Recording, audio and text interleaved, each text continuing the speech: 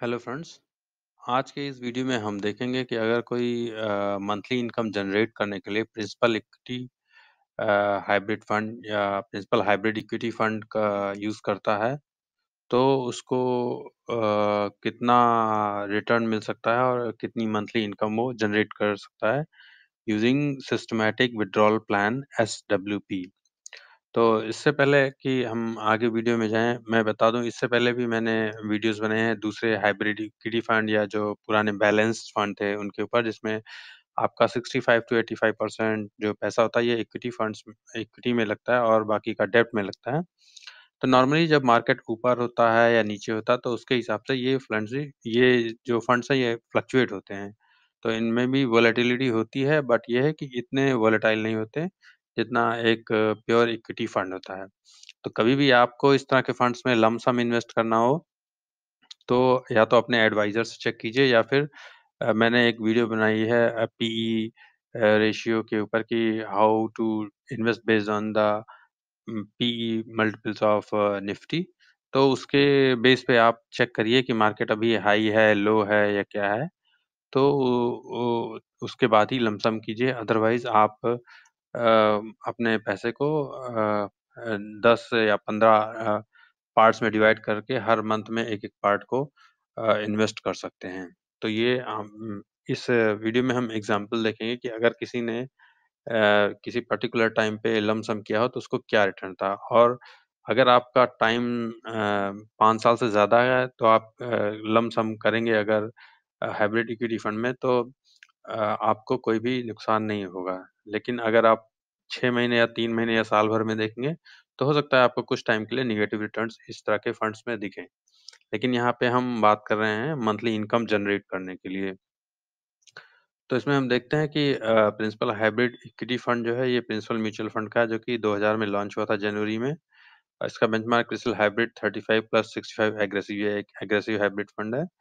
तो risk grade average, return grade high, turnover 160%, type open ended और जब से लॉन्च हुआ है 11.18% का रिटर्न दिया है। मिनिमम इन्वेस्टमेंट जो आप लम सम कर सकते हैं, वो 5000 कर सकते हैं। उसके बाद जो इसमें एसआईपी कर सकते हैं, वो 500 से आप एसआईपी स्टार्ट कर सकते हैं। इसी तरह अगर आप 24% से ज़्यादा यूनिट्स रिडीम करते हैं 1 साल से पहले, तो 1% का एग्ज़िट लोड लेगा। 1 साल के बाद कोई भी एग्ज़िट लोड इसमें नहीं है। अब एग्ज़ाम्पल में देखते हैं अगर किसी ने 10 लाख रुपए इन्वेस्ट किए इसमें जनवरी 2010 में लमसम और हर महीने वो 10,000 उससे इनकम जनरेट करना चाहता है। हर साल उसे मतलब हर महीने उसमें से 10,000 विथड्रॉ कर रहा है। तो एसडब्ल्यूपी हर महीने की 1 तारीख को 10,000 की लगा दी और ये स्टार्ट किया 2011 से जिससे कि 1 साल का गैप हो जाए और ये short term capital gain tax ना लगे, long term capital gain tax लगे जो कि 1 लाख से ऊपर अगर प्रॉफिट होगा तभी उस पे कोई टैक्स देना होगा, अदरवाइज़ कोई भी टैक्स नहीं है। तो अगर 11, 12, 13, 14, 15, 16, 17, 18, 18 तक का देखें जबकि 18 में काफ़ी मार्केट गिरी है, तो इस फंड हर सारे फंड्स की वैल्यू भी थोड़ी बहुत नीचे है। फिर भी हम देखेंगे कि क्या इसका मंथली इनकम के साथ क्या वैल्यू रहती है। तो 96 इंस्टॉलमेंट्स में आप निकालेंगे तो ऑलमोस्ट जितना आपने जमा किया था 10 लाख तो 9,60,000 तो आपने इसमें से विथड्रॉ ही कर लिया है। अब इसमें 8,21,000 अभी भी मार्केट में बचा हुआ है, जिसका रिटर्न 9.35% दिखा रहा है।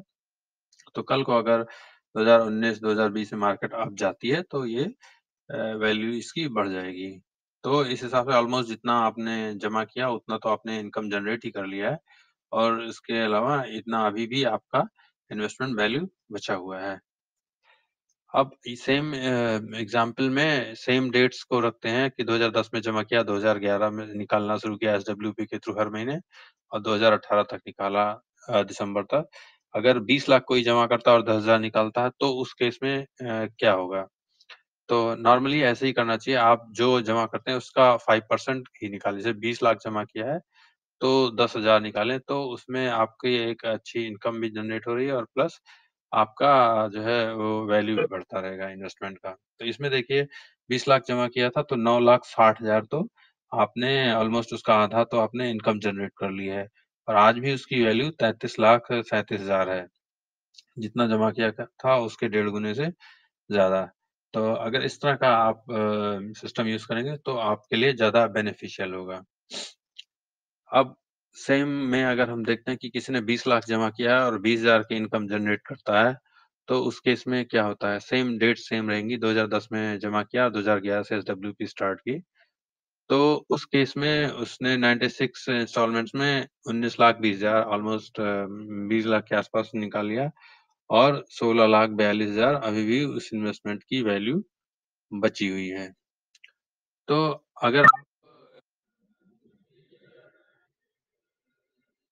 हाइब्रिड इक्विटी फंड में आप इन्वेस्ट करते हैं लमसम या जैसे मैंने बोला कि अगर आपको मार्केट कंडीशन नहीं पता है तो बेटर होगा 1 साल या 1.5 साल के अंदर थोड़ा-थोड़ा करके पैसा डालें मार्केट में। तो ये जितना फ्लक्चुएट नहीं होता है, इतनी वोलेटिलिटी नहीं होती, लेकिन जब 2018 में मार्केट गिरा तो उस टाइम पे हो सकता है कि जब मार्केट गिरे तो थोड़ा बहुत इसकी वैल्यूएशन कम हो या एनएवी की वैल्यू कम हो सकता है उस साल में थोड़ा-सा नेगेटिव रिटर्न दे।